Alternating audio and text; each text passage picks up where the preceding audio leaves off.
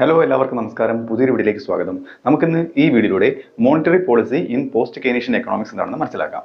Fiscal policy in post Keynesian എക്കണോമിക്സിനെ പറ്റി already ഞാൻ വീഡിയോ ചെയ്തിട്ടുണ്ട്. അതിൻ്റെ ലിങ്ക് ഇവിടെ ഇട്ടേക്കാം. അത് ക്ലിക്ക് ചെയ്താൽ ആ വീഡിയോ നിങ്ങൾക്ക് കാണാവുന്നതാണ്. നമുക്ക് വീഡിയോയിലേക്ക് കിടക്കാം. Monetary policy in post Keynesian economics. നമുക്കിതിൻ്റെ ഇൻട്രൊഡക്ഷൻ നോക്കാം. In post Keynesian economics monetary policy is viewed through a different lines. അതായത് ഒരു ഡിഫറെൻ്റ് ആയിട്ടുള്ള ആംഗിളിലാണ് പോസ്റ്റ് കെയ്നീഷ്യൻ എക്കണോമിക്സിൽ മോണിറ്ററി പോളിസി നോക്കി കാണുന്നത് കേട്ടോ. Compared to mainstream economic theories. മറ്റ് മെയിൻ സ്ട്രീം എക്കണോമിക് തിയറീസ് ഒരുപാടുണ്ട്. അപ്പോൾ അതിനൊക്കെ അപേക്ഷിച്ച് വേറൊരു കാഴ്ചപ്പാടാണ് ഇതിനുള്ളത്. Post Keynesian emphasizes the endogeneity of money. അതായത് മണി സപ്ലൈ എന്ന് വെച്ചാൽ എൻഡോജനസ് ആണ്. അത് ഇതിൽ പറയുന്നുണ്ട്. The limits of monetary policy in influencing the real economy. Real economy influence ചെയ്യുന്നതിൽ മോണിറ്ററി പോളിസിയുടെ ലിമിറ്റ്സ് പറയുന്നുണ്ട്. And the need for coordination with fiscal policy to achieve economic goals. അതായത് എക്കണോമിക് ഗോൾസ് അച്ചീവ് ചെയ്യുന്നതിന് fiscal പോളിസിയോടൊപ്പം ചേർന്ന് പോകേണ്ട ആവശ്യകത ഇതിൽ പറയുന്നുണ്ട്. ഏതാണ്? Such as full employment and stable growth. ഇതൊക്കെ എക്കണോമിയിൽ അച്ചീവ് ചെയ്യേണ്ട ഗോൾസാണ്. ഓക്കെ, നമുക്ക് ഇനി ഇതിൻ്റെ കീ ആസ്പെക്ട്സ് നോക്കാം. Key aspects of monetary policy in post Keynesian economics. അതിൽ ഒന്നാമത്തത് എൻഡോജനസ് മണി തിയറിയാണ്.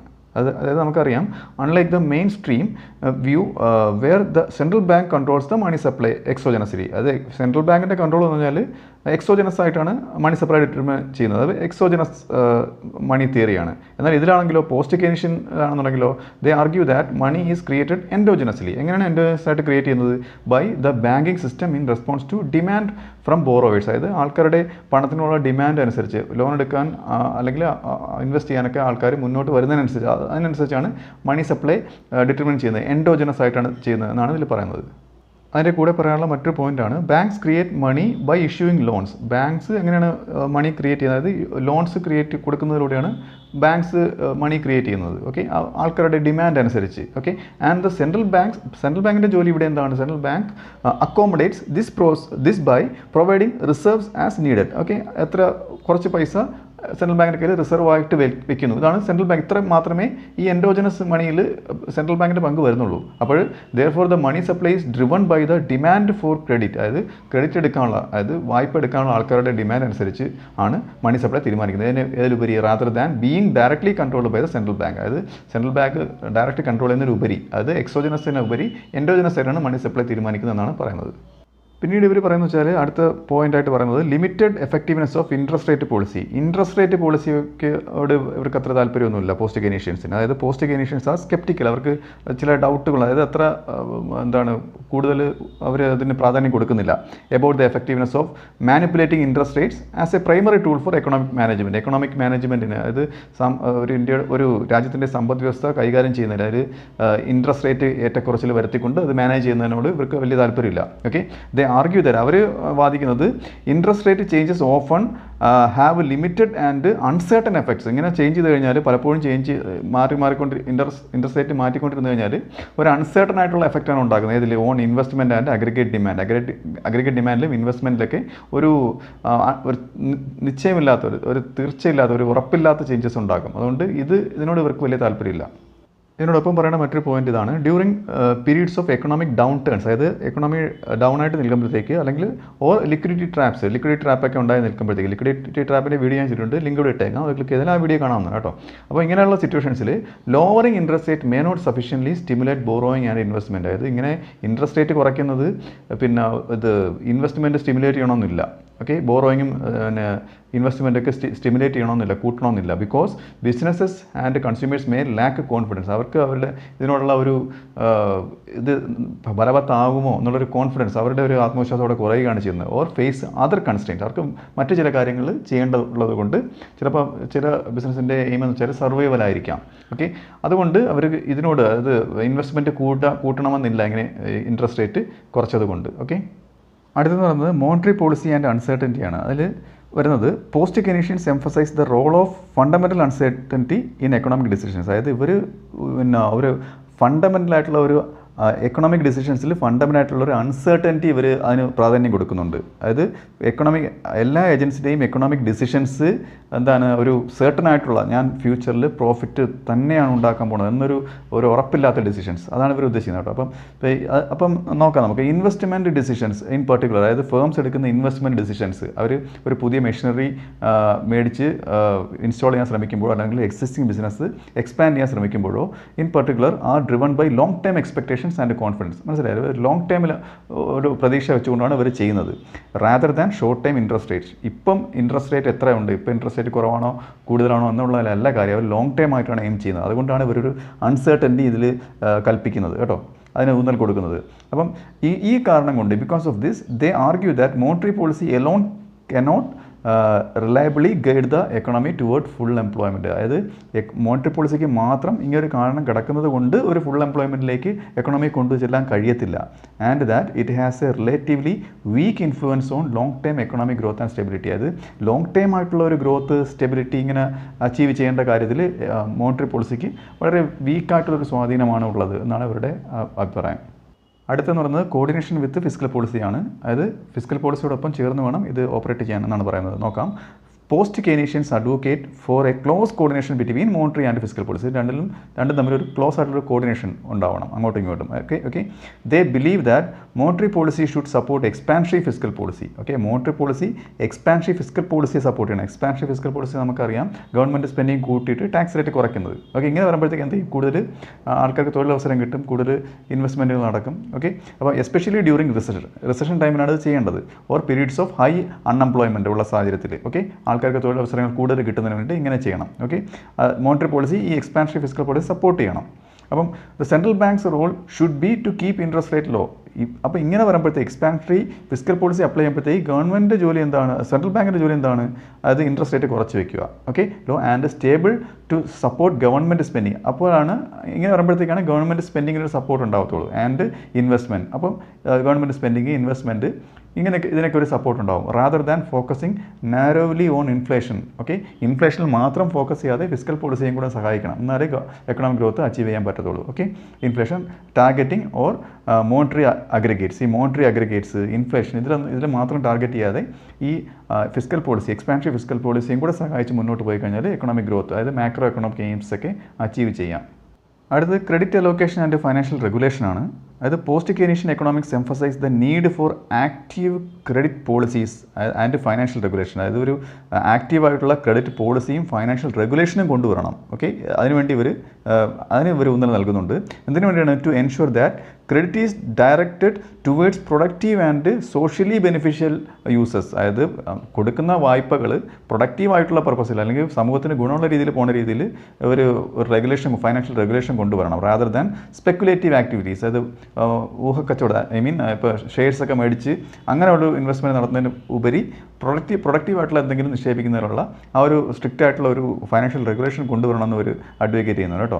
അപ്പോൾ they argue that left to itself, അതായത് ഇങ്ങനെ ഒരു ഫൈനാൻഷ്യൽ റെഗുലേഷൻ ഒന്നും കൊണ്ടുവരാതെ ഇരുന്ന് കഴിഞ്ഞാൽ the financial system tends to create instability. Financial സിസ്റ്റത്തിന് തന്നെ ഒരു ഇൻസ്റ്റെബിലിറ്റി ഉണ്ടാവാനുള്ള സാധ്യതയുണ്ട്. എങ്ങനെയാണ്? ത്രൂ ക്രെഡിറ്റ് ബബിൾസ് ഉണ്ടാവും. ഒരുപാട് ക്രെഡിറ്റ് വായ്പ കൊടുത്തിട്ട് എന്താണ് അതൊരു പ്രൊഡക്റ്റീവ് അല്ലാത്ത പർപ്പസിലേക്ക് പോകും. ആൻഡ് എക്സസീവ് റിസ്ക് ടേക്കിംഗ് ഉണ്ടാവും, which necessitates prudent regulation and oversight by central banks. Okay അപ്പം അവിടെ എന്തിൻ്റെ ആവശ്യം ഉണ്ടാവും? Which necessitates prudent regulation. അപ്പോൾ ഓവറായിട്ട് സെൻട്രൽ ബാങ്കിൻ്റെ ഒരു നിയന്ത്രണം കൊണ്ടുവരുന്നതിന് അല്ലെങ്കിൽ സെൻട്രൽ ബാങ്കിൻ്റെ ഒരു ഓവർസൈറ്റ് കൊണ്ടുവരുന്നതിനുള്ള ആവശ്യകത അവിടെ ഉണ്ടായിത്തീരും. ഇനി അടുത്ത് നടന്നത് പോസ്റ്റ് കെയ്നീഷ്യൻസ് റിജക്റ്റ് ചെയ്യുന്ന രണ്ട് കാര്യങ്ങളാണ്. Rejecting the natural rate of interest and NAIRU. ഇത് രണ്ട് കാര്യങ്ങൾ ഇവർ റിജക്റ്റ് ചെയ്യുന്നുണ്ട്. അതായത് post Keynesians reject concepts like natural rate of interest and the non accelerating inflation rate of unemployment, NAIRU എന്ന് പറയും. ഈ രണ്ട് കാര്യങ്ങൾ ഇവർ റിജക്റ്റ് ചെയ്യുന്നുണ്ട്. Which are often used in mainstream എക്കണോമിക്സിൽ യൂസ് ചെയ്യുന്ന കാര്യങ്ങളാണ്. Okay to justify focus on inflation control. Inflation കൺട്രോളിൽ ഇവർ യൂസ് ചെയ്യുന്ന രണ്ട് കാര്യങ്ങളാണ്. അതുകൊണ്ട് മെയിൻ സ്ട്രീം എക്കണോമിക്സിന് എതിരായിട്ടാണല്ലോ അവർ വാദിക്കുന്നത്. അപ്പോൾ ഇത് രണ്ട് ഇവർ റിജക്റ്റ് ചെയ്യുന്നുണ്ട്.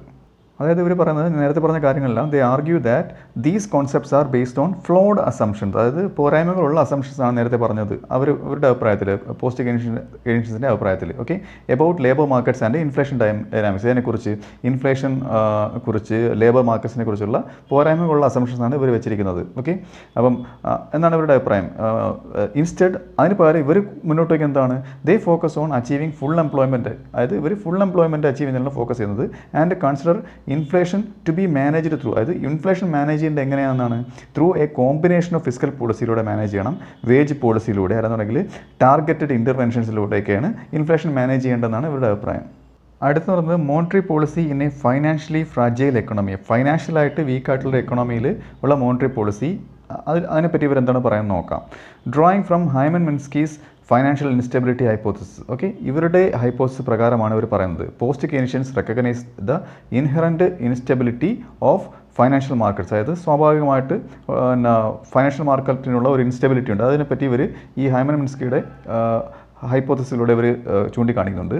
ദേ argue that post Keynesians argue ചെയ്യുന്നത് monetary policy should aim to maintain financial stability. ഇവർ ഫൈനാൻഷ്യൽ സ്റ്റെബിലിറ്റി മെയിൻറ്റെയിൻ ചെയ്യേണ്ട എന്തിലൂടെയാണ്, by preventing excessive credit growth, ഒരുപാട് വായ്പകൾ വർദ്ധിക്കുന്നത് തടയുന്നതിലൂടെ, പിന്നെ അസറ്റ് ബബിൾസ് ഇതിലൂടെ, ആൻഡ് ഫൈനാൻഷ്യൽ സ്പെക്കുലേഷൻ. ഓക്കെ, ഇതിലൂടെ ഇതെല്ലാം പ്രിവെൻറ്റ് ചെയ്തുകൊണ്ട്, ഞാൻ പറഞ്ഞ കാര്യങ്ങളെല്ലാം പ്രിവെൻറ്റ് ചെയ്തുകൊണ്ടാണ് ഇവരെന്ത് ചെയ്യേണ്ടത്, ഫൈനാൻഷ്യൽ സ്റ്റെബിലിറ്റി അച്ചീവ് ചെയ്യേണ്ടത്.